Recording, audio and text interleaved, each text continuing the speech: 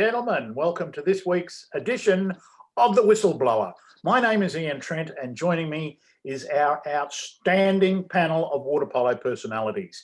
Thankfully, after last week's State of Origin, no one on our panel this week is from Brisbane. But first up, the former FINA referee and now the general manager of The Whistleblower himself. Good evening, Phil Bauer. Good evening, Ian. Looking forward to tonight as usual. Absolutely, it's going to be a good one. Australia's most credentialed referee and enjoying Melbourne's freedom from a lockdown. Yay! Good evening, Danny Flav. Good evening. It's certainly good to get out and about, and good win by the Maroons. Oh, sorry, I shouldn't say that. Anyway. Settle down, friend. Okay, no cases, no deaths for 20. Yeah, no, we're all good. We're happy to be out and about. Masks off, fantastic. Unbelievable. Okay, you've done a good job. There's no doubt about it. The future president of the Essendon Football Club says thank you. And from the nation's capital, it's the former FINA referee and general manager of the Australian Water Polo League, Noel Harrod. Hi, Noel. Ian, how are you? It's all good here. All the politicians are going home, so it's pretty good in Canberra. Rugby's territory. We're into international rugby season. You'd be happy. It's okay.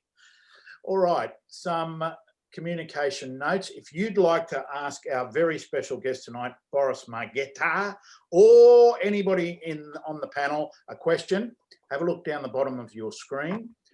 Put your mouse down the bottom there. See the Q&A box. Press it. It'll come up and write us the question. We'll do our best to get you on and answer it. Well, we'll read it. It'll be answered.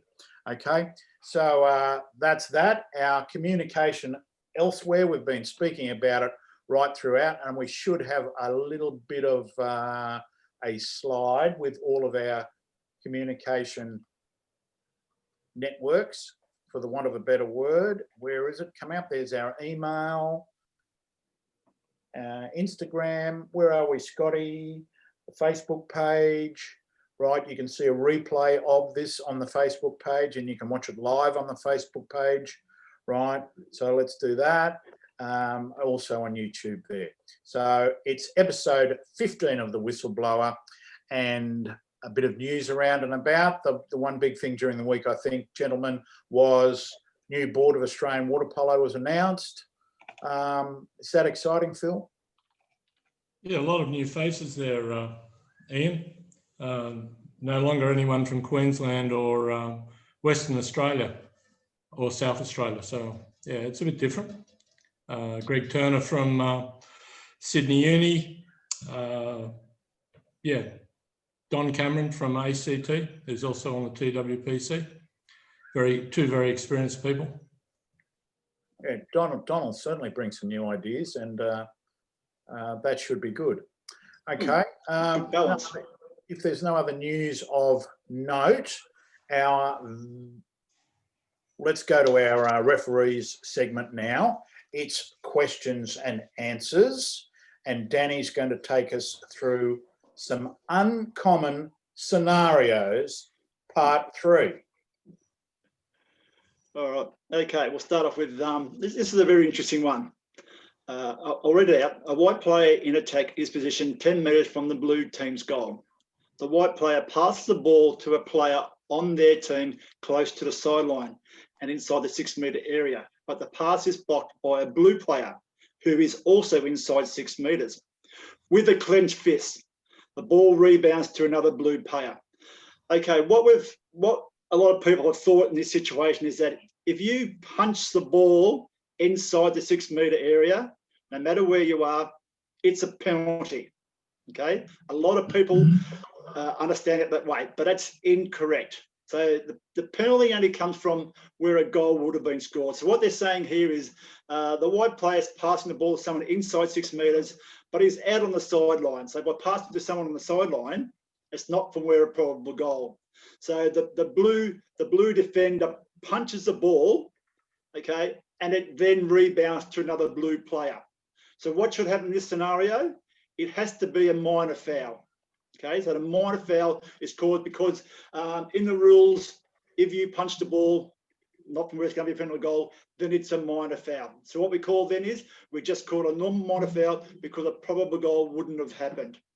And the reason it's a minor foul is because the white player passed it, the blue player blocked it with a clenched fist, and it went to another blue player. So there's your minor foul. Now, what would happen in the same situation is if a white player passes the ball, a blue player blocks it by punching it, and it goes back to a white player or a white player, then it's just play on.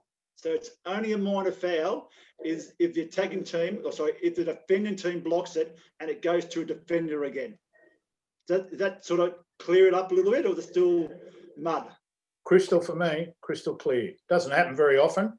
No, it doesn't. We just got to remember that it's from where a probable goal would have been scored when the defender punches. That's the only time it's a penalty. If it's on the sidelines, can't be a penalty. So Danny, if it's a shot, what happens? If it's a shot and the defender who's inside 6 meters blocks it with a punch, definitely has to be a penalty. And if he's outside, the defender is outside 6 meters? Exclusion. Can only be a penalty inside 6 meters. So, and that's we're talking from going for a shot here too. We've got to remember that. Okay, let's go to scenario number 2. Okay, this is another good one. An attacking player is 3 meters in front of goal, starts balking. The goalkeeper in front of him jumps towards him. He hits him on the arm, and the ball drops out of his hand. Okay, it's a lot of things going around about, you know, if a person's holding the ball and you hit them on the hand and they're in front of goals, and it has to be a penalty. But in this situation, it's not a probable goal because he has to beat the goalkeeper, and the goalkeeper is in front of the attacker. Okay, so he's in the cage, he's in the goals, so that the attacking player has to beat the goalie. So even though he's holding the ball and the goalkeeper comes out and hits his arm or hits his ball, then it's play on, because that goes back to the old rule of you're holding the ball. So that's if he was hit from behind, of course it's a penalty. But he was fouled. Well, he wasn't fouled. He was hit from in front, and he's holding the ball, which reverts back to the old rule. He's holding the ball, so the referees call play on. So we don't get them confused of hitting from behind and hitting from in front. That's pretty straightforward. Good. Danny, although that scenario is straightforward to a referee, to the crowds and players, that's confusing because from behind it's a penalty, from in front it's not. Yeah. And this is where as a referees, we have to have an understanding of what's actually going on, and it's pretty hard to say at one stage we can't say he's holding the ball and then he is holding the ball, and it's very hard to explain to the crowd that he's holding the ball. And if some people say, well, if he's holding the ball and gets from behind, it's a penalty. But unfortunately, if he's got the goalie to beat, and the goalie comes out and he's holding the ball and he's hit by the goalie, then it's play on. Okay, he's facing the goalie though, so I thought he's facing the goalie. Yep. Yeah. Okay, let's go to scenario 3. Okay, this happens a lot more than we realise in games. An excluded blue player and a blue team player substitute enter the field of play simultaneously when the official table gives the signal for the re-entry. At the time of the re-entry, the white team has possession of the ball. So what we're saying here is a blue player's been excluded. He's gone to the re-entry box. The coach has said, I'm going to sub you and have another player substitute come in. So they're both sitting in the box, talking to each other, whatever's going on. And then the official at the table puts the flag up, okay, puts the blue flag up for the player to come in. So instead of the player excluded hops out, both players come into the field of play. So in that situation, so we've got an illegal player, not an illegal entry. So we've got 8 or 7 field players in the water. So in this situation, when you have 7 field players in the water, it's an illegal player, not a legal entry. So that player, the substitute player, and we spoke to each other a week, the substitute player is always the player that gets excluded. So he gets excluded for the remainder of the game. So he's out for the game, once again with substitution. And because he's the 7th field player, it has to be a penalty. So always when you're having a legal player come in, has to be a penalty because it's 7 field players in the water. So I'll say it again. So the substitute player and the excluded player both come in together. The substitute player is the one that's excluded for the remainder of the game, and a penalty is awarded to the white team. Right. Okay, well, I don't get why the substitute player gets the penalty when the other bloke was the one who shouldn't have come in. No. The other player could have come in because he was called in by the table. Okay, so what happens is the coach is probably told to the player, "I want you into the re-entry box, and I want the other player to come out." So obviously they're both in the re-entry box, but they haven't spoke to each other to say, "I'm coming in, you're going out." Once the flags come up, they're one's legally can come in, but they've both come in. So they haven't spoke to each other to let them know that, mate, you're out, and the other coach says, "I'm going in." The flag's gone up from the table. Both players have gone back in. 7 field players, and the goal is 8. One too many players, has to be the substitute player excluded for the game with a penalty because it's an illegal player, not an illegal entry. And once that happens, illegal player has to be a penalty. So that illegal player, the substitute player, he's rolled for the game, and then another substitution comes at the appropriate time. Confusing? Yes. Well, it's an illegal player. It is a little bit, but I think what will help to make it clear is what happens if the blue team has the ball. There's been a change of possession. They both come in. Still in the legal player, still 8 players in the water. So it's still a penalty, no matter what. 8 players in the water has to be a penalty. Yeah, that's important because, as you know, sometimes it's a penalty, sometimes a kick out if it's just an early entry, whereas this is different. Yeah. I think once we talk about, if we get away from the illegal entry or improper entry and we go to an illegal player, that's the big difference. A legal player has to be rolled for the game, substitution, and a penalty. Righty. Whew. No more comments? 3 interesting ones. I hope not. There it was. That was good. Thank you, Danny. Well, now it's time for our special guest on the Whistleblower, and he is one of the world's top referees. He's been to Australia. He's the president of the World Water Polo Referees Association, and joining us on the Whistleblower from Slovenia in Ljubljana, the capital, in fact. It's good evening here and good morning there to Boris Margeta. Hi, Boris. Good morning, Australia. And regards down there. Yeah, it's morning with us, evening with you. So I hope we'll have good conversation tonight. Absolutely. Now, not everyone's been to Slovenia, Boris. I have been lucky. Went to your hometown, but also to that magnificent place, Bled. That is so beautiful. Didn't go anywhere else, unfortunately, but that is just one of the places to go if you've never been. Can you tell us a little bit about Slovenia? Sure. So Slovenia is, as probably you know, very small country. For your extension, we have 2.5 million citizens. Geographically, we are in the Middle Europe between Italy, Hungary, Croatia, and Austria. So generally, we were part of Hungarian-Austrian kingdom for centuries. So our mentality is more closer to Austrians. Concerning the sport, this is probably the most interesting, that we are very sport nation. President of UEFA, of European Football Association, so second biggest association in the world is Slovenian, Čeferin. Long-term president of European Olympic Committee is also Slovenian, Kocijancic. We have excellent school system of sports. So basically 90% of all children in our schools are part of one club or culture or sport. And so we are very sport nation. The north part, which I came from, is near Alps. So we are more skiers, ski jumpers, cross-country skiing. But also we have excellent basketball team. We were European champion. In volleyball, we were second. So for a small country as we are pretty excellent sportsmen, if I can say so. So Boris, how did you get involved in water polo? So it's connected with what I just said. So in our school we have swimming pool, and the swimming coach arrived at school when I was 6 years old. He checked few boys, girls. He picked me up for swimming. In Slovenia, the first few years is free, so the country is paying the fee. So generally everybody who is invited enters in swimming courses.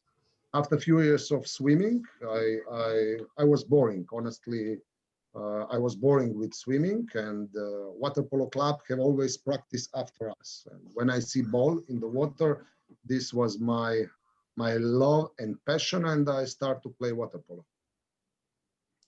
So, Boris, sorry, Phil, just quickly, is the reason why you picked water polo and not basketball because you're, tall, structure?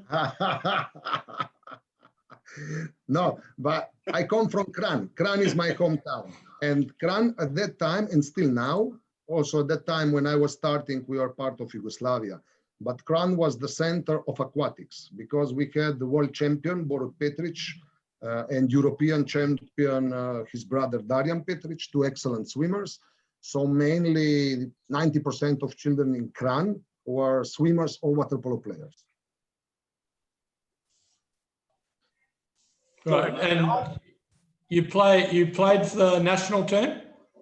Yes, I played a few years for national team of Slovenia, but at that time I became a coach as well. So my primary job was coaching. This was before I start my whistling career. So Boris, Slovenia is not it's a good water polo country, but perhaps not as strong as Serbia, Croatia, Sure. and so forth. Do most of the players in Slovenia play in the other leagues, in Serbia, Croatia, Montenegro, Hungary, or within Slovenia? No, so at the past when we had a pretty good water polo national team, not on the level of Serbia, Montenegro, Croatia. Our main team played in France, usually some in Croatia, some in Serbia. So we have few players which played abroad.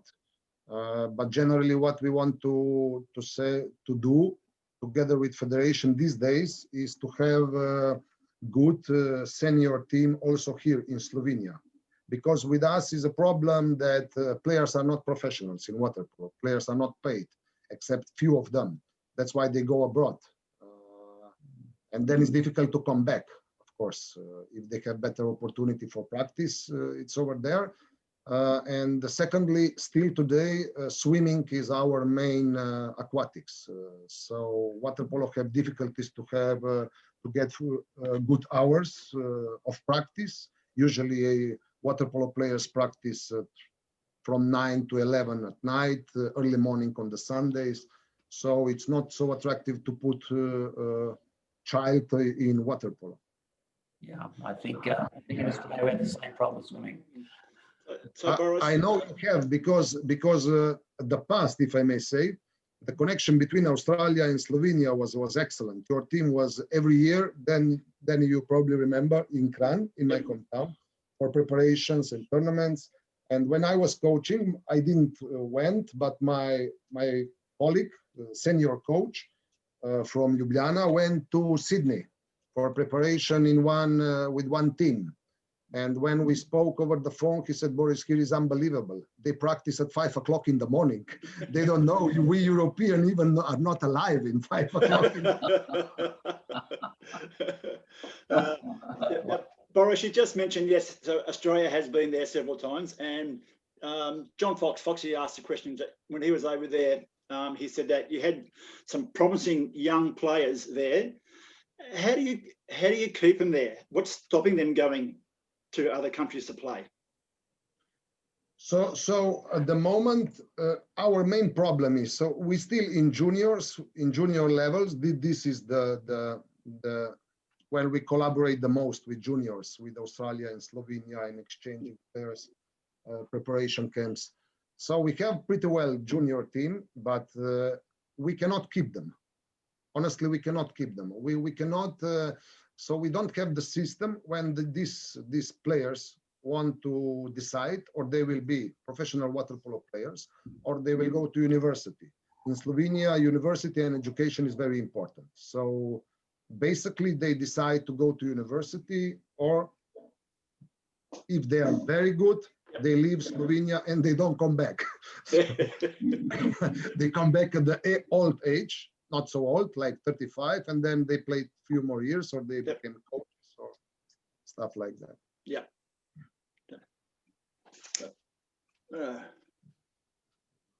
So, Boris, so with the seniors, so, you know, like as your juniors, they've gone to university, decide to stay.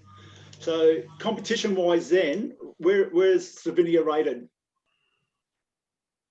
The competition, we have competition. So the first league, we have 8 teams. Yep. This is the finally next week or 14 days will be first time qualifications of Euro Cup in Kran. So 20 years we didn't have such a big international competition here. We have all leagues. We play league system. Okay, now is Corona. Now we adjust a little bit. But generally we play leagues under 11, 13, 15, 17, 19, and seniors. So all these categories play leagues. Under 11, we don't count. So under 11, everybody is first. Yep. We don't have a classification. Under 13 slowly started. So we have a lot of games, not so many quality clubs, not so well organized clubs. So some of clubs play only with youth, some with junior, but basically we have 4 aquatic centers, Maribor, Ljubljana, Kran, and Koper, so coast side. And these finals can be very interesting and not finishing well usually. So, Boris, at what age did you take up refereeing? And can you describe the pathway in Slovenia for a referee? Sure. Okay. I decided to become a referee. Like I said, first I was coach after I stopped to play. And during coaching, I whistle as well. So the president at that time of Referee Association was Matjaž Rakovec. He is now TWPC member in Len, and he invited me to whistle there. But honestly, always my love was and passion was refereeing. I remember when I was 15 years old, I asked my father to buy me a referee flag. At that time, I was not referee, obviously, I was a player. And I watched water polo games in Yugoslavia and whistled for 13, 14, 15 years. So it was always my wish to become a referee. It's not something which happened because of university or coaching or stuff like that. And I was very lucky because Slovenia was at that time example of education of referees. So our guys also lead some education status and clinics in Yugoslavia. Probably we are one of the first European countries which have completely neutral and separate referee associations. So federation didn't have any influence on nomination and stuff like that. So it was pretty well. We had to pass at least 3 exams, theoretical and practical. So first exam was to become a member of referee association, then to whistle juniors and seniors, and the third one to be able to be sent on LAN or finalist. So it took me, I started with these activities, I don't know, around 22 years old. In 5 years old, all this path I did it, and soon become international referee. Did they have a mentoring system where people would go and watch you, advise you? Yeah, absolutely. I had 2 mentors. One already passed away a few years ago, and the other my personal mentor was Matjaž Rakovec. So today TWPC member, and the mentor system also I try to introduce in VVR, and it's on the high level importance. Probably one of the most important things to to get new referees in love in water polo with the passion, and especially protecting them at the beginning of our careers, because obviously if you don't have a lot of experience, you made more mistakes.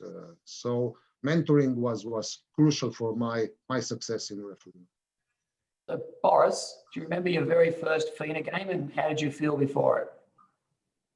How did I feel before, or how did I feel after? Well, it depends on the evaluator. Both, please. Yeah, so this is very funny story. It was not funny at that time, but today we laugh together with Phil, because Phil was a big part of this story. So honestly, at the time when I received the first FINA nomination, I didn't even know what is FINA. Who are the guys who are leading FINA? What kind of competitions are under FINA? I was very young and I received a letter from FINA. First, I Googled a little bit, what is FINA? And it was Messina, World Junior Championship Woman. So, okay, I went there, and I was first time completely alone. I didn't know nobody. I didn't know how to behave, where to go. So I met on ferry two guys with Aya white bags. I didn't know them. I go there, I introduce myself. They introduce themselves, John Whitehouse and Phil Bauer. Okay, I didn't know nobody from them. And I said, where are you from? Australia. Wow. Then start my first stupid question. Do you have water polo in Australia? What is the level of water polo? So they were not so happy with my silly questions. Okay, we continue and nobody waited for us. So we didn't know where to go to hotel, how to come out from ferry. We go by train, by bus, by what to do. And my stupidity continued. I said, in LAN, this could not happen. I whistle a few games in LAN, everybody is organized, they wait for you. They are very polite. Here in FINA, these things, I guess, don't exist. Okay, John was quiet. Phil was smiling, obviously. So finally, John Whitehouse arranged a taxi and we went to hotel. And me and Phil and myself, we go out from taxi. And John said, okay, don't worry, I will take for taxi. And he left. And then I looked to Phil and I said, who is this guy? And he said, he's General Secretary of TWPC. I said, oh, fuck. I went to my room. I went to my room. It would be a short career. Yeah. I went to my room. I called my wife. I said, look, Matea, don't worry. This is my first and last tournament in FINA. So I will be home more than and next shock come after 2 days when I see nominations. And first game in the tournament, I was appointed. And my evaluator was John Whitehouse. So I come in the pool. I said, Mr. John, please, I'm very sorry. No, but he was excellent. He was very polite. So, and the end of the story was excellent friendship with Phil, which still goes on. And I was appointed on final on my first tournament. So was successful. So obviously John thought you were still a good referee despite the question.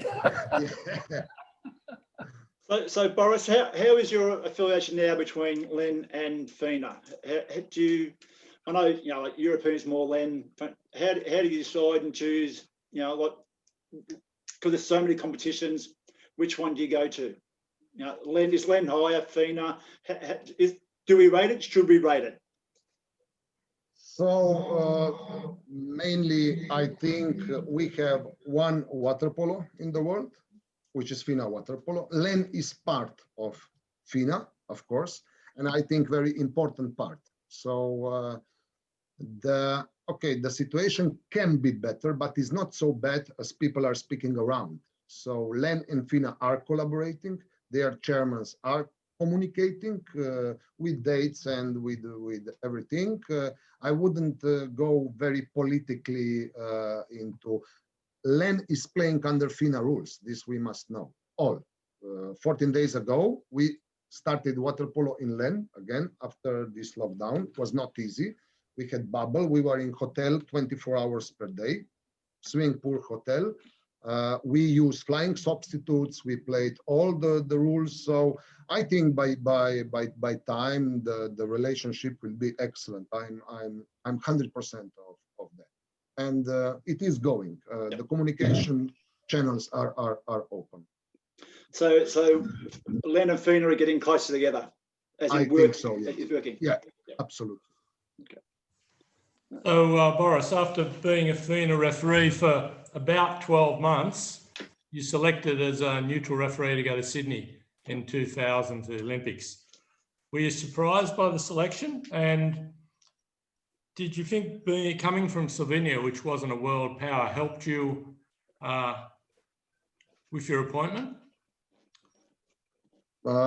Yeah, so first part of question, of course, it was a complete surprise. I would never expect it to be 1 year on the list and get nomination for Sydney. So for me was like a life dream come true.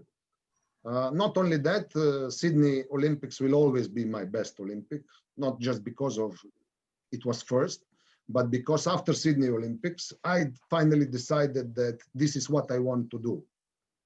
I want to be a referee. I want to be the best referee. I want to whistle best games. I want to be involved in refereeing more, also in theoretically part. So it was, I can say, my life path changed completely after Sydney Olympics. The second part of the question was? Coming from Slovenia and if not being a power, did it help? Okay, I think this is always like tricky question. So if you come from powerful country, always is there somebody who take care for you, or at least speak with you, help you, is somebody in committee, somebody in bureau, somebody this. So if something happened, they are there. If you come from small country or non, let's say, water polo country, you are by your own. So you must find your own way. You must find, like we speak before, mentors, especially that, who are all the referees. By my experience, of course, all delegates were very helpful in my career, from John to Johnny to Alphonse, now Mark, everybody. But still, the most help which I get by my career was from all the referees. So I don't know, is it helpful to come from a small country, or would it be more difficult if I would be? I think it's you must be a little bit lucky, on the right time, prepared, excellent, because usually the chance you get once or twice, and then you wait another 5 years and the career goes away. So it's personal thing, how you are prepared to invest your time, your money for water polo, or you don't. I don't believe that the biggest the country or the powerful the country is, the better way you will have, or neutral referee don't have problem, they can whistle everything. I don't agree with that also. The quality measures. All right, Boris. Now, the Sydney Games, you said they were good personally for you. We always say that they were the greatest games ever, generally. What do you think? Did you get out and watch all the other sports and see the town, etc.? Now, when I was on few Olympics, okay, it's difficult for me which one is the best, but the most important for me is Sydney. Especially what I love in Sydney is because you didn't destroy half of the country to build tremendous objects which nobody will use afterward. There was some, but was more, I think, the last green Olympic Games where money was not the most important thing in the world. Were very fair play games, and I enjoy it a lot. I think Australians always say Sydney's the best game since Melbourne. That's true. Not that we're biased. So Boris, I remember you almost drowned at Bondi Beach the day after the Olympics finished. But since then, you've moved on. You've done Athens in 2004, Beijing 2008, London, Rio. So you're now equal with the most Olympics refereed by an individual at 5, and Tokyo will make 6. But in London, there was an incident, and I'd like you to talk about it and tell us how you came back from it to go to another 2 Olympics after that. Okay. This question I still get on every interview which I have. It's unbelievable. Then in Peru, in Pan American Games, the journalist from Peru asked me the same question. So can I just jump in? Do you give the same answer all the time? Mostly. So yeah, it was like one black spot on my career. Of course, the game was what happened. The game was Croatia-Spain, and in the last seconds of the game, there was a direct shot outside 6-meter line. The Croatian goalkeeper get the ball, but the ball slipped under the hand. At that time, he also a little bit put the ball under the water, so I didn't see clearly, is it a goal or not? I didn't see a goal. If I would see a goal, I would whistle a goal. Because I didn't see a goal, I didn't whistle a goal. The problem, maybe I was a little bit unlucky because the same second, the game was finished. So after the game, you cannot repair decisions if the game is already finished. So together with my colleague, we didn't whistle in London anymore. It's not true that they send us home. We decided to go home. Nobody canceled our accreditation. TWPC was very helpful and standing with us together with Gianni, John, Toigarli, was difficult. For me, the most difficult thing was suffering of my family. This hurt me a lot because at that time, finally, water polo became first news also in Slovenia. So after that, there was a lot of discussion which I had with my wife. Also, I get the second child. The second daughter, Anna, when we discuss, is it worth it? Is it worth it so much time, so much efforts for disappointment like that? So after Olympics, I received a lot of phone calls, political ones, water polo ones. I apologized to Spain Federation as well. I recognize mistake, no problem about that. We spoke, no hard feelings, but the problem was because next year was World Championship in Barcelona. I was appointed and I didn't want to go. I said, no, it's too difficult. Spain was involved. I don't want to go, but finally, okay, after pressure of especially Johnny and John, I decided to go. And in the middle of Spain, so in Barcelona, again, I whistled final of World Championship and everything was well. So was not so long time when did I have doubts to become on the same level? No, sure no. Because it would be different if the game would be bad with a lot of mistakes, if I wouldn't know the rules, if I do something intentionally, then I would ask myself, am I available or enough powerful to come back? But with goal, no goal situation, about, I don't know what to do different way. I would probably whistle tomorrow the same, but thank God now we have VAR. For me, it was impossible to see at that moment. Maybe I was, because I was running, this was the only person in attack. Maybe my position was bad as well. My communication with goal judge was not okay because he told me he raised the hands, but at the moment when I look at him, his hands were down. So a lot of things maybe could be done better, but to whistle a goal, if I don't see it, I cannot. So generally, I didn't have doubts on myself. More problems I had if something like this happened, that my father is suffering, my mother is suffering, the journalist can be really ugly. some articles. This was my biggest concern to decide to continue. Boris, this is a great story for referees. Danny will remember he was there, and you may remember you had a beer with Michael Hart and myself before you went home. Yeah, and I remember how you were. It was not easy. It was a dark time, and it's a mistake. As you know, we said at the time when we were watching live, we went no goal. It was so close. But I think the great story here is for every referee anywhere to see one of the very best referees have an error and have some doubts and fight back and still become one of the greatest referees in the world. That's a good story. And that's something every referee should remember all the time. Absolutely, because everybody makes mistakes. Is not even the best makes these mistakes. We have some joke that sometimes God makes mistakes, but we must learn from these mistakes to be better. So like I said, I wouldn't change my decision, but maybe my position in communication with the goal judge would be different. So from every mistake we must learn, but we must stand up.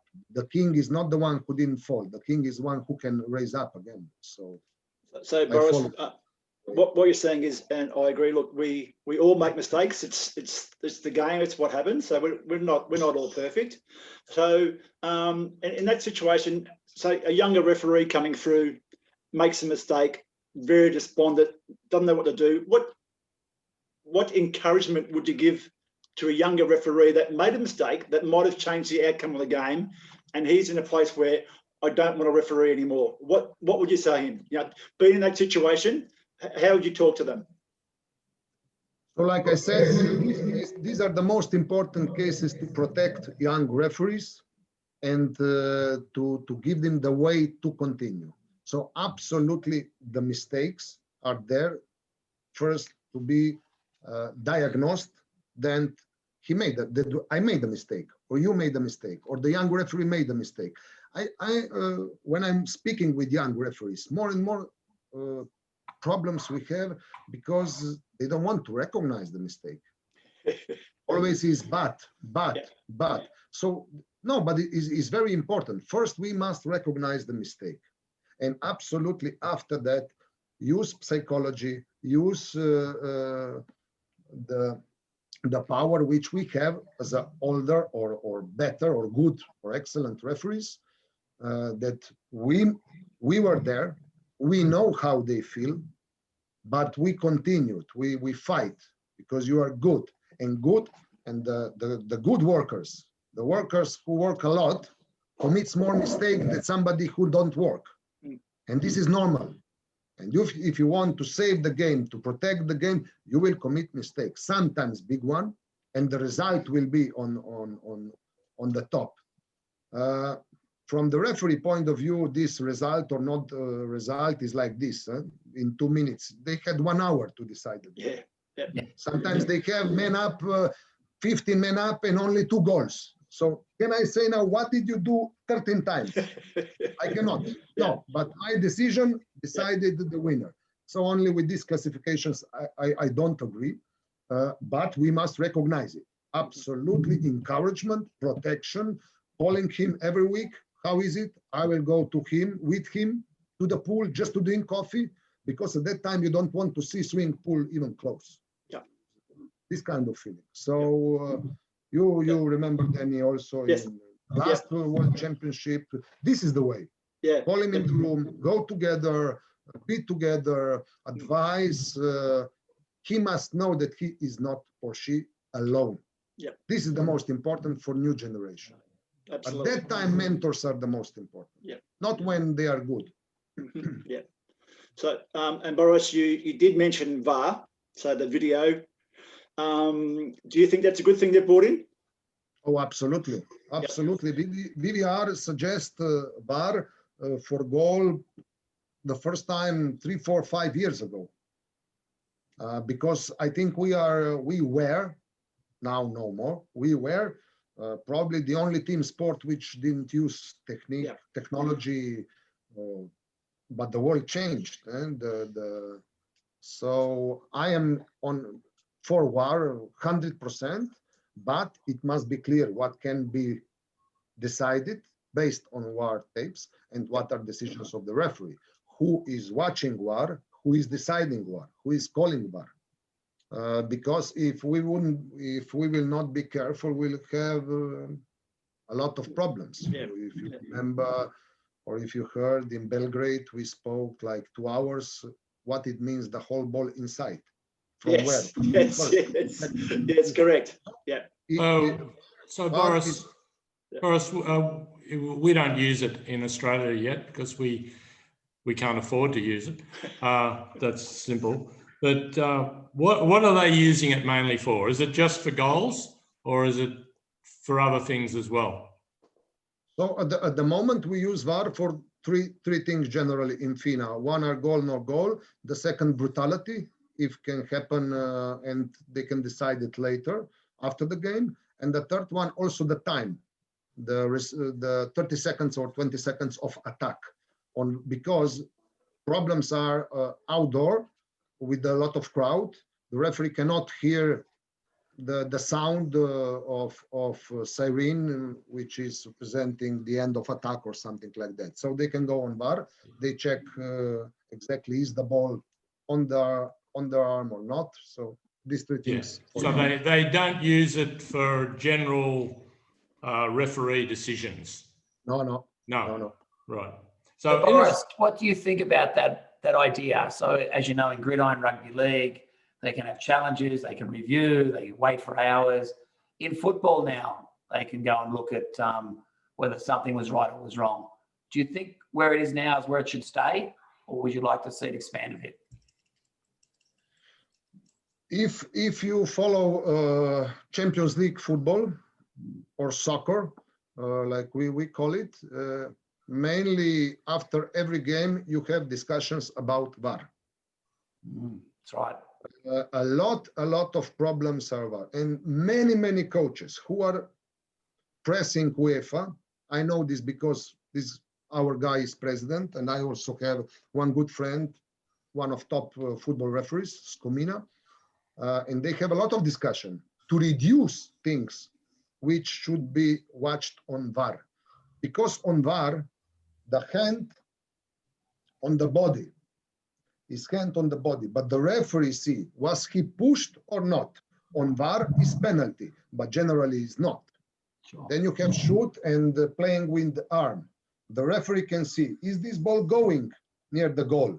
The VAR cannot see that. He just showed the arm and it's penalty. So we must be a little bit careful. For sure, I'm sure that in the future, maybe should be expanded with 2-3 things, but not for every decision. I don't believe that VAR can replace the referee decision. So the football is a good example. Slowly they are backing up a little bit. So we don't have to go to this phase. We started oppositely to use only for clear things, and then we will see in few years. I think this is a good idea. In Australia, we have rugby league, and every Monday morning, all the discussion is about the video review. Yeah. Not about the players. Yes. So Boris, the TWBC is trying to change the game for better. Do you think the latest rules and the interpretation of the new rules have made the game better to watch, easier to understand? And what rules do you think are good and what shouldn't be there, if you have an opinion on that? Yeah, sure. So just to prepare you a little bit, if we go from beginning, TWPC is just executing what was demanded from the coaches, players, referees, all stockholders. So first we must know the reason. The water polo was slow. All team sports changed the rules few times before us, was physical. And we play water polo because of spectators, not because of you and me, because we are from water polo families. Spectators demand fastness, intelligence, variety of different shots. And all this lead to these, let's say, big changes. But don't forget that we changed some rules also in the past. We wanted the game. We clarified the the technical fouls, half of the field fouls on the other half. So even in the past, we tried to make this game faster. With these new rules, absolutely the game is faster. We must say that. Even the skeptical part of the guys involved in this. The game is more interesting. There are more shots, more actions, more goals. So I think is no discussion is if the rules are good or not good. Of course, we are in one phase of developing some rules, which still are difficult to understand.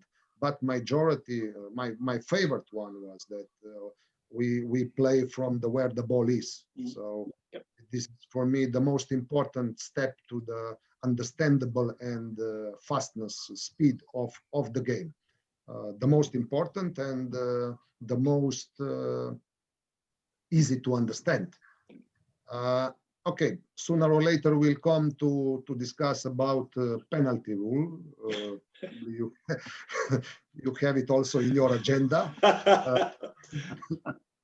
Let's speak about the penalty rule. Let's think about the penalty rule. Okay, let's go. So, also for penalty rule, let's say if you bring your girlfriend or you have many, I know, but anyway, of course. If you bring somebody not from water polo, on the water polo game, and he watched soccer, he watched basketball, he watched handball, so he's sportsman. And you have a center forward with one player behind, with another player coming from the shoulder. This center forwards turn around, so on his back is like 200 kilos, but he's still alive. So he's Superman. He turns to the goal. These two guys kill him, and the referee don't whistle nothing but shows the ball in the hand. How will you, in God's name, explain to this person why this is nothing? Yes. Because on every sport, the guy with the ball in the hand is maximum protected. Yeah. In handball is very popular in Europe. The ball in the hand and going toward the goal is or 2 minutes or penalty, and even penalty and 2 minutes. This is how he is protected. In soccer, the same. Every attack. In basketball, every touch when you have a ball and want to shoot is penalized. So if we understand that we urgently need to do something on this part of the game of water polo, which is very important part. You know that the center forwards, they are 2 meters from the goal. This is one of the most important positions in water polo. And so this rule came out to protect the player with the ball in the hand. Of course, with this rule, becomes difficult because of different interpretations. Yes. Immediately after this rule was adopted, we had, I think we then spoke in one occasion, some game in Hungary with 17 penalties. Yep. We had many games in Europe with everything was penalty. So slowly, step by step, we try to finalize that. We put inside intention to score a goal. If there is no intention to score a goal, 20% of penalties is off. If the player have intention to score a goal, like in old rules, we must use the same criterion. So if somebody comes in front of the goal with the hand and don't want to shoot, waiting for penalty, or put and wait, he touched me. No, my friend, this is no intention to score a goal. We said from the side, there is no penalty like you explained before for clenched fist. It's the same criteria. It's nothing new. So also this instruction is old. To face the goal, to go toward the goal. All these are old rules and old instructions. The only change is the ball in the hand. Yep. But generally 90% of instructions when you should whistle a penalty are old. Intention to score a goal, face to score a goal, movement towards the goal. I strongly believe that this rule must be clarified a little bit better in the future, and I'm sure it will, because we are in the process now. We cannot change and know everything about the rule in one season, 1 or 2 seasons. Unfortunately, COVID stopped this. Yes. And maybe some advantage rule will be also added, which would help some situations. Can you whistle after the shoot? We cannot, but we can. Good referee can feel or can see where the ball will go because of that foul. So I believe intention is good, and something should be done on this matter, because this was most ununderstandable situation in water polo. That's why people didn't want to watch the games. We are on the correct way to clarify better, and maybe to add some more things which would make the referee easiest job. So it wouldn't base everything on decision of the referee, but decision of the rule. So Boris, in the period 2000 to 2020, there's been more significant rule changes than probably the 100 years before. There's been a lot of very significant ones, some big changes. What do you think the 2 or 3 most significant ones that actually changed the game happened between 2000 and 2020? For example, 2 hands or things like this. Yeah. So I'm still today, I am 100% sure if we would remove 2 hands in water polo, that we would have much better game. I would forbid, if I would be in charge, I would forbid 2 hands on the body of the player anytime, from the first whistle to the end. And if you all remember, at that time, the rule changed, started to punish 2 hands fouls, tactical fouls. So they want, even 20 years ago or 16 years ago, I don't know, 2013, after World Championship in Barcelona, the intentions was the same like today.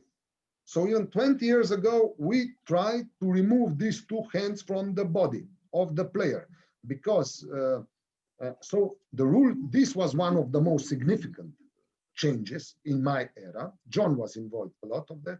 We spoke a lot of this rule. Half of the field was made to be any foul here with advantage in front to become a tactical foul. So to protect contra-attack, which is very, very important part of the game. The most beautiful goals are from contra-attacks, which they barely disappear from water polo. If you remember, 10, 15 years ago, we didn't have any more contra-attacks because everybody was fouled, and we changed this for exclusion. So let's say like evolution goes to the same way. And of course, like you said, today, we want more than less the same what we wanted 15 years ago, but a little bit more radical, which is good. And I think the future development of the rules will come that we will be similar like other team sports, that pressing is with 1 hand. Yeah. Pressing is allowed to control the body, not to hold at any time. And sooner or later, we will have to make a discussion about the players who are holding the ball, not only for penalty, but they are fouled with 2 hands. How is possible that this is nothing? How this will be understandable to the public? Why these defenders are doing this? Why? Because they are not punished, because the player have a ball in the hand. So generally, I think we must clear up the game. We must reduce the contact. We must remove all physicalities. If you watch other team sports, what is allowed and not. So the path is the same, Noel. And these are, for me, the most important rules. Like I said, the fastness and reducing the physical game. The most important rule, like I already said, to play where the ball is. And the second is to protect movement in what. All rules involved in this, impeding and stuff like that. Boris, sorry, I'll just jump in there a little bit. Now, the players and coaches, it's the way their games now is more professional. The players are a lot fitter. Since I've started refereeing, even the referees now do a lot more fitness than they used to. Do you think that, like swimming, running, you know, they do gym all the time when we're away, that can only help the referees, do you think? Be more professional? Look, the antique Greeks already knew that harmony and good health in body is giving you good health in mind. So I think also in VVR, from the first day when we started, we promote health life. We write it down in the code of behavior. And then also FINA started, and together with Len, to demand from the referees that they must be fit, not only because of camera, but it's proven who are involved professionally in sport and nutrition. They know if you are fit, your oxygen goes to your brain much faster and much easier, even on adrenaline situations. So you can recover in half seconds. If you have problem with your weight and you are not prepared, your decisions will be much slower, and we will not be so correct as if you are fit. So I strongly believe, like sport which we are doing, we should live this sport, which means swimming, jogging, running. Referees are sportsmen. Yeah. By clarification in Wikipedia, referee is sportsman. He's part of the sport, and he must live like that, and he must behave like that. Boris, can I just track back a little bit about referees in general? So in Australia, we're working on 3 things for our up and coming referees. Naturally, the rules, but we're working very much on positioning and the knowledge of the game.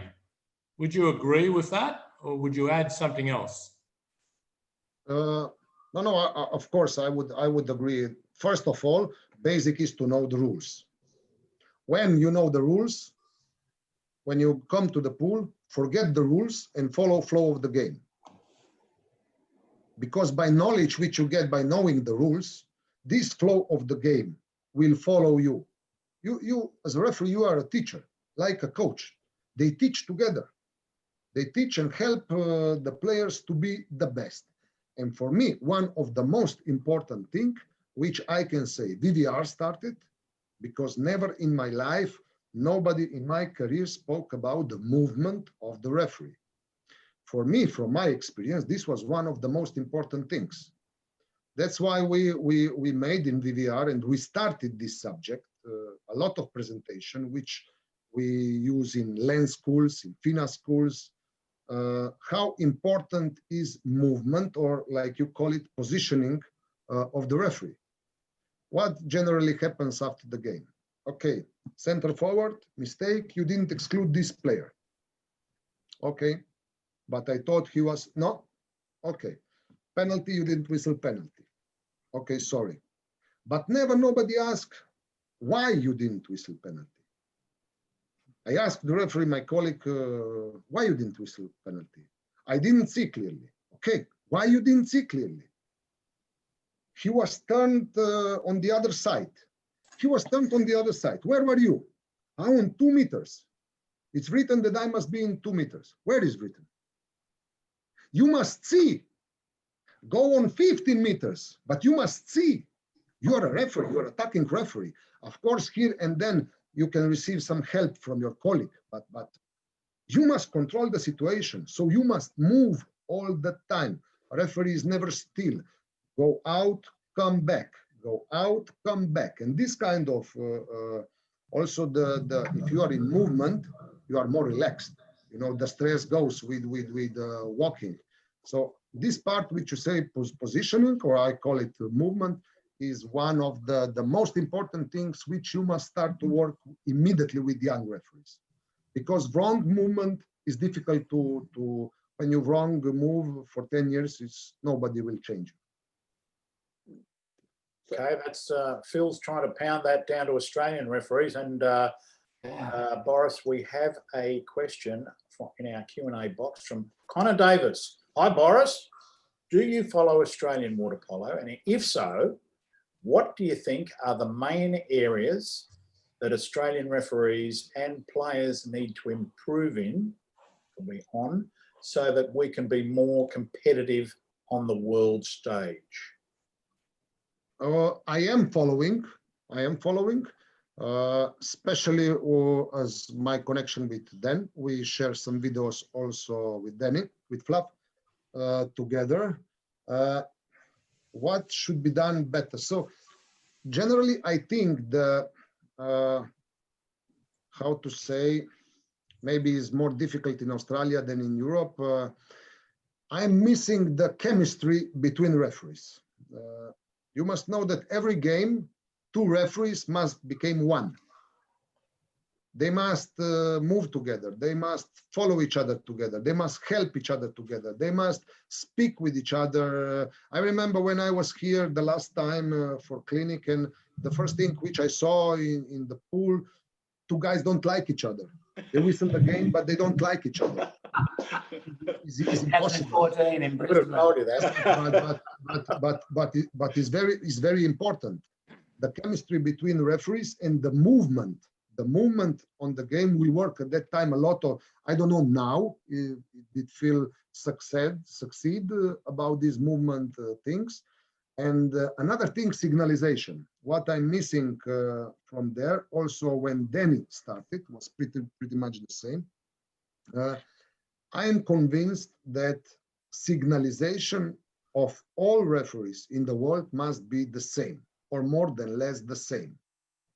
That's why it doesn't matter to whom you whistle, because the signalization is universal.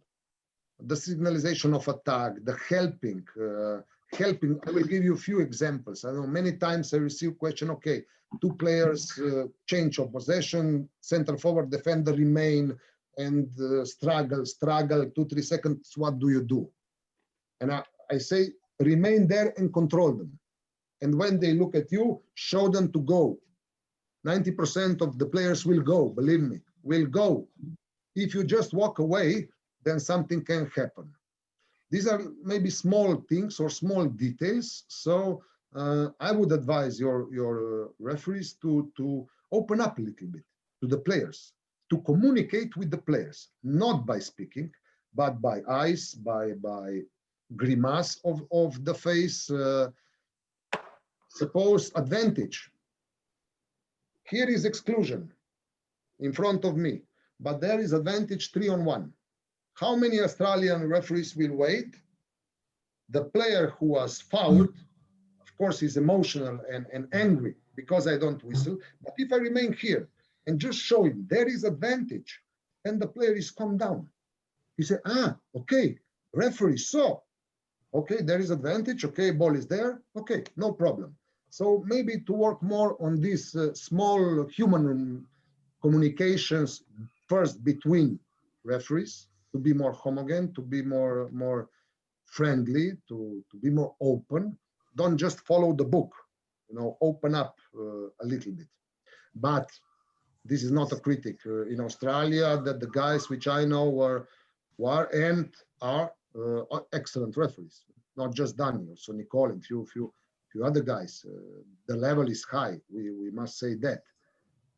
Maybe I'm missing a few younger guys to have, like around 30 years old, which can be material for the future 10 years.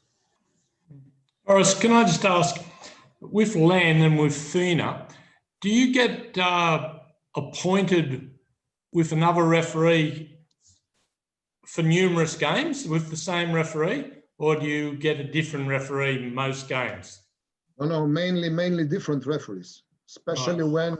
when this is important, when I start to work with Len about tutoring and protecting new generation. For the last 3-4 years, we were creating one group of young referees, and they were usually appointed to the top referees. I wouldn't go into the names because I will forget somebody, but for sure in 4 or 5 years, Danny knows them because they are part of World and FINA as well. In 3-4 years, we create 4 or 5 very good young referees with this kind of nominations. So Boris, just moving a bit on from that, I wanted to talk about WWR for a second. As you remember, Aya was there. Many young people will not remember Aya. It was good intentions perhaps, but not much happened. And then I know you were the driver behind WWR. I was around in those days.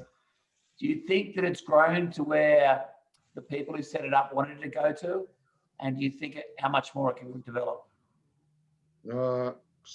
Okay, if we go from the beginning, I was not on the chair at that time, so nothing was going on. Okay, a little bit was going on.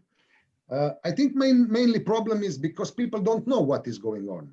No, for me, do I have to say that for 2 or 3 years we are fighting with FINA at that time that we would like single rooms? How many of these new guys knows that? That before double room was standard, and nobody even asked that we would like single room, because tomorrow morning you have very important game and you cannot do it, because if somebody is snoring or coming late, it's difficult to concentrate and prepare for the game. So this was probably one of the first successes of VVR in the past, so long time ago. Separate dressing room for ladies, status of the referee, so 4 stars hotel, per diem. Thank God for new TWPC in FINA, because they were really going to open all doors for us. Immediately our discussion come, and one of the first promises of Mark and Lolo was that World League will be paid by FINA, not by federations, because federations usually didn't pay. So in all these matters where we are involved. Boris, can I just jump in there? How hard is it to organise this stuff? You know, you said like all referees being paid now World League. How hard was that to get that across? Well, if we would have 2-3 hours, I would explain it. So it was hard. No, then it's not easy. It's really, it's not easy. And, So I thought you just smiled and they gave the money. Come on. No, generally, I think that VVR should be one connection between FINA, LEN, and all referees in the world based on education. Education of referees is main target of VVR. That's why we are preparing all these videos, all online tests. We were the first who put this online. Like you are the first probably with this excellent webinar, which I follow also the others, not just this one. So I think when I became a chair in Rio, we had like 75 members. Today we have 300 and more. Because I would like that VVR is open association for everybody. In Slovenia, all young referees, which are promising, must be members of VVR. I'm not speaking about international referees. I'm speaking about national referees, because for them is even more important than for us international, because this kind of information we will get. All Slovenian national referees who want to whistle the first division must be members of VVR. They must send me the results of tests, of videos, of stuff like that. So, example, the video explaining penalty shot. VVR was the first who make it. This video had 5,000, 6,000 viewers in 14 days. So this is important. So we had the guts to explain it. Many people liked the video, and they called me and said, okay, now is more understandable. It's still not excellent, but for sure it's more understandable. So this is the meaning of VVR. The meaning of VVR is not have a shirt, or to have a badge, or to have a belt, or to have a bag. I'm blood donor for 25 years. 25 years I didn't receive nothing, but I am blood donor. Whenever I ask him, what will I get? Of course, VVR became a status, a symbol, VVR is accepted with FINA. VVR was invited on first rules conference in Budapest. VVR is now part of the group in FINA, rules subcommittee, together with Don. Don, if you are here, my best regards. Every 14 days we are working. So it's yes, a lot of things changed, Noel, from the beginning. I think on the right way. I think it's a lot of credit. I remember the days of IRE, and I think WWR has been fantastic and has grown very well. I think the dream of what people had at the start is coming true. Thank you very much. Boris, so we've got an Australian audience. Someone that just referees club games in Sydney, in Brisbane, or in the country, can they join WWR? Absolutely, absolutely. We have few members. We have few members who are 16 years old. There's one guy from Bosnia who is referee, 16 years old, and he's a member because he likes to read the articles from every big competition, from every World Championship, European Championship, Junior, Youth. In 14 days, when the championship is finished, there are instructions what we agreed on FINA level in the competition. So everybody can be like I said, especially for this guy who is club referee, is interesting to become VVR, to be connected with the world, to see the last changes, to see what is going on the world in water polo. And these days, Boris, how much does it cost to become a member? It costs $40. So it's like,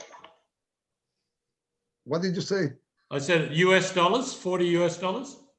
40 US dollars. Yep. Per year. This is a year annual. It's like $2.50 per month. Is all the information on www.pra.org? Yeah. Yes. All informations are there, and not only this. Fluff is a member of committee. I think he can explain very fast. So if you want to join, of course, you go on our web page. Yep. Everything is explained there, or you can send me email or Danny. Yeah, it's very straightforward on the website. It's not a problem. Or if they want to, they can just get in contact with me and I'll help them out. So that's not a worry. So, Boris, I've got another question for you. Getting away from a bit of with water polo, but away from WWR. We had Adam Gregorian on here, the USA women's coach. We've had Dennis Kemley on here as well, and they both said that after the game they like to get away and have a beer and talk about stuff. Do you think that's a good idea for the referees to have a beer after the game and just relax and discuss what happened? But you think to speak with coaches, to drink beer together with coaches, or no, not so much. Because it depends if they win or lost. Only if they win, we talk to them. If not, we go to the referees.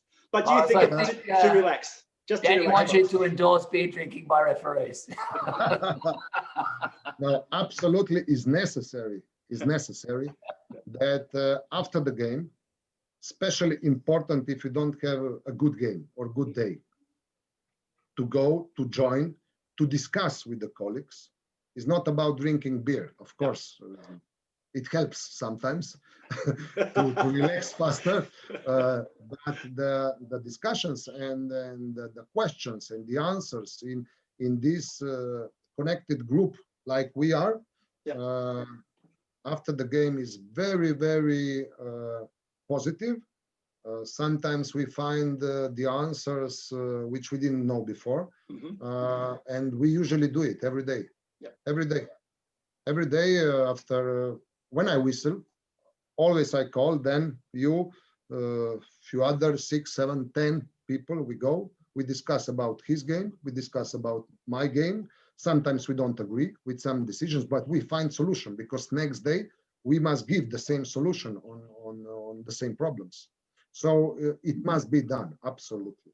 The worst thing is that after the game, the referees say bye-bye, and go on the other way, and they discussed it with the delegate 3 minutes. It's not possible. This Not is for sure. one of the biggest problems here because people drive to the game, the referees, they go home. They don't go and talk after the games. It's one of the Yep, big but they should drink one coffee or juice for half an hour. Nothing will change in half an hour. Yeah. They can remain. Was you satisfied with my performance? Yes, no. I think maybe it was too physical. What can we done next time to get less physical? I told you whistle more. Yeah, but you enter in my area. Oh, what is your area? This is your area. No, it's not your area. So all these things must be solved after the game in one normal environment, with relaxed environment. Boris, I have a question here from John Fox, and I don't know if you can answer it, but were you refereeing during the 2003 European Championships in Kran? And Yes. were you there when they had the riots at the pool when Croatia played Serbia? Yes. I was refereeing the bronze medal game, Hungary-Russia, if I remember correct. And during my game, these crazy spectators arrived on all roofs and also during my game. Yeah, it was terrible. Really, it was terrible. It was, I think, too soon after the war in ex-Yugoslavia. The tensions were still too high. Kran was selected like to show that sport is not politics, like one neutral terrain. Honestly, we as a small country, we didn't have enough police. We didn't have nobody. We have 5 policemen in the courses because we are very, very quiet citizens. We don't protest. We don't do nothing. And that was disaster. Really. They destroyed everything. So Boris, what actually happened? Did they pull the seats up and throw stuff into the pool?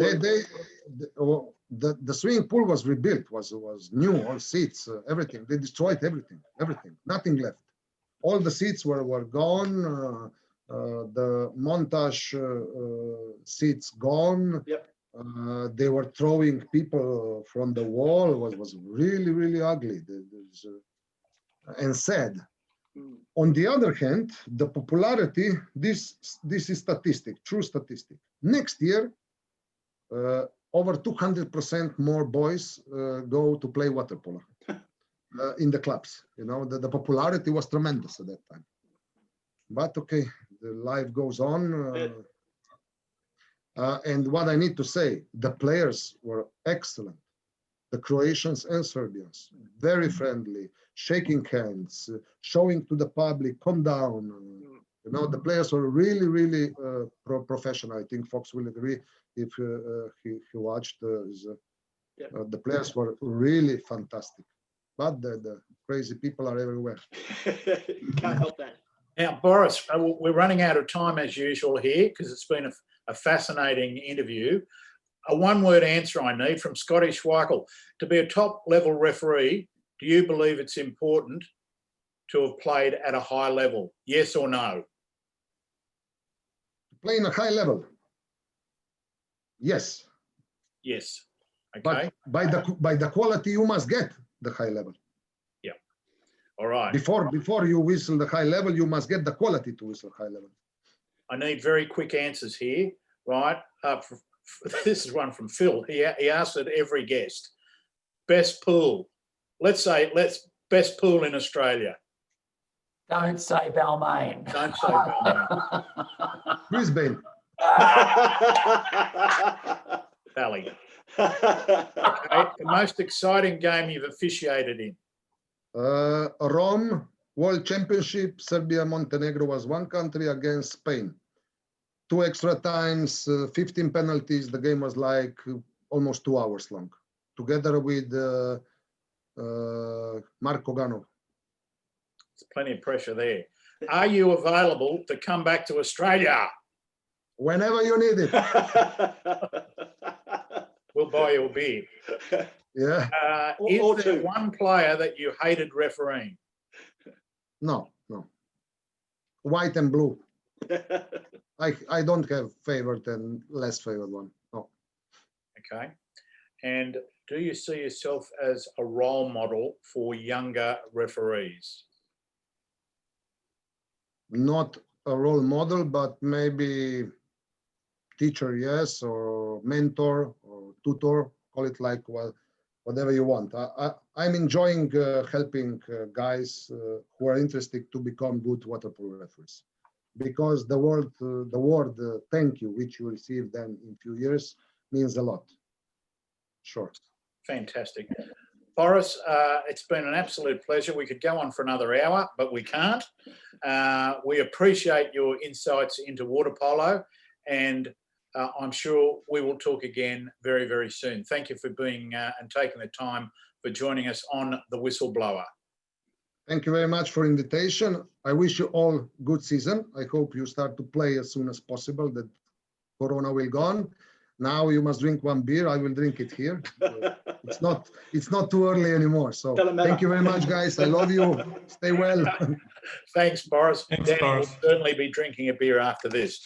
Now, that wraps it up, gentlemen. Thank you for joining us. Noel, Phil, Danny, once again, Boris, Scotty in pre-production, Noel for pre-production too. There he is. Give us a smile. Yeah, okay. And our next episode of The Whistleblower will be on Monday, the 7th of December. And our special guest, the Australian Water Polo CEO, Richard McInnes, which should be a very good episode. Gentlemen, once again, thank you. And everybody, we will see you in a fortnight's time on The Whistleblower. Great. You still there, Boris?